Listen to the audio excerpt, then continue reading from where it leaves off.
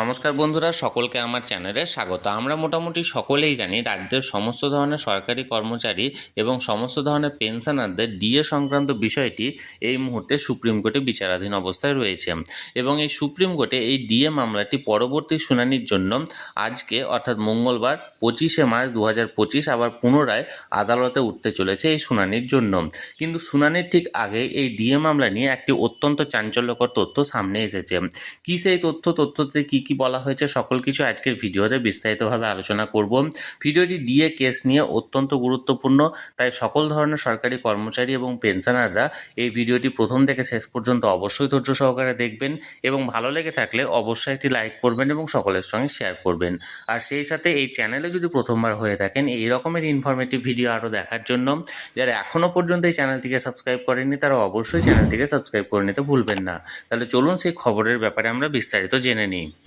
দেখুন, আমরা মোটামুটি সকলেই জানি এই ডিএ মামলাটি নিয়ে এর আগে প্রথমত কলকাতা হাইকোর্টে এই মামলাটি করা হয়েছিল এবং কলকাতা হাইকোর্ট থেকে কলকাতা ডিভিশন বেঞ্চ সকল জায়গাতেই কিন্তু সরকারি কর্মচারীদের পক্ষে রায় গেছে এবং এই রায়ের পরে রাজ্য সরকারের তরফ থেকে পুনরায় এই ডিএ মামলাটি নিয়ে সুপ্রিম কোর্টে একটা স্পেশাল লিভ পিটিশন অর্থাৎ এসএলপি দাখিল করা হয়, যার ডায়েরি নাম্বারটা ছিল 35292/2022 অর্থাৎ 2022 সালে এই ডায়েরিটি করা হয়েছিল 23রা নভেম্বর 2022 সালে এবং এই 23রা নভেম্বরের পর পরবর্তী প্রায় 14-15টা শুনানি হয়েছে বিগত দিনে এবং 14-15টা শুনানিতে প্রতিবারই কিন্তু মানে সময়ের অভাবে বা কোনো না কোনো কারণে মামলাটি শুনতে চাননি মাননীয় বিচারপতিদ্বয় এবং বর্তমানে অর্থাৎ আজকে এই মামলাটি পুনরায় উঠতে চলেছে অর্থাৎ 25/3/2025 পুনরায় উঠতে চলেছে, যার ক্লজ নাম্বার হচ্ছে 44 এবং honourable mister justice Sanjay Karol এবং অনারেবল মিস্টার জাস্টিস মনোজ মিশ্রের এজলাসে, অর্থাৎ এই মাননীয় দুজন বিচারপতির এজলাসে মামলাটি উঠতে চলেছে,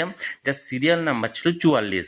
এর আগে যে হিয়ারিংটা ছিল অর্থাৎ গত 7ই জানুয়ারি 2025 এই হিয়ারিংয়ে মাননীয় বিচারপতিদ্বয় এই মামলাটি কিন্তু শোনেননি সময়ের অভাবে এবং সেই সময় অর্থাৎ সেই হিয়ারিংয়ে এই মামলাটির সিরিয়াল নাম্বার ছিল 45 এবং বর্তমানে আজকের হিয়ারিংয়ে সিরিয়াল নাম্বারটি একটি এগিয়ে এসছে অর্থাৎ সিরিয়াল নাম্বারটি হলো 44 এবং নতুন দুজন বিচারপতি এসেছেন অর্থাৎ মাননীয় বিচারপতি সঞ্জয় কারোল এবং মাননীয় বিচারপতি মনোজ মিশ্র। কারণ আগের যে বিচারপতিদ্বয় ছিলেন যেমন মাননীয় বিচারপতি ঋষিকেশ রয় তারা অবসর গ্রহণ করায় নতুন বিচারপতিদ্বয় এসেছেন এই মামলাতে।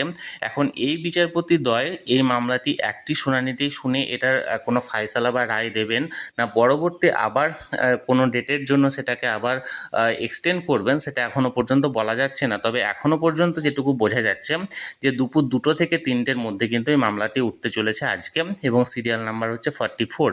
এখন আমি সবসময়ই চোখ রেখেছি যে কোনো আপডেট পাওয়া মাত্র আপনাদের সঙ্গে সেটা শেয়ার করার জন্য, তাই যে কোনো আপডেট এলেই আমি সেটা তৎক্ষণাৎ এই চ্যানেলের ভিডিওর মাধ্যমে আমি শেয়ার করে দেবো। তাই যারা যারা এখনও পর্যন্ত এই চ্যানেলটিকে সাবস্ক্রাইব করেনি অবশ্যই চ্যানেলটিকে সাবস্ক্রাইব করে চ্যানেলটির সঙ্গে যুক্ত হয়ে যান। আর এই ভিডিওটি ভালো লেগে থাকলে অবশ্যই একটি লাইক করুন এবং সকলের সঙ্গে শেয়ার করুন আর অবশ্যই চ্যানেলটিকে সাবস্ক্রাইব করে রাখুন। ধন্যবাদ, দেখা হচ্ছে পরের ভিডিওতে।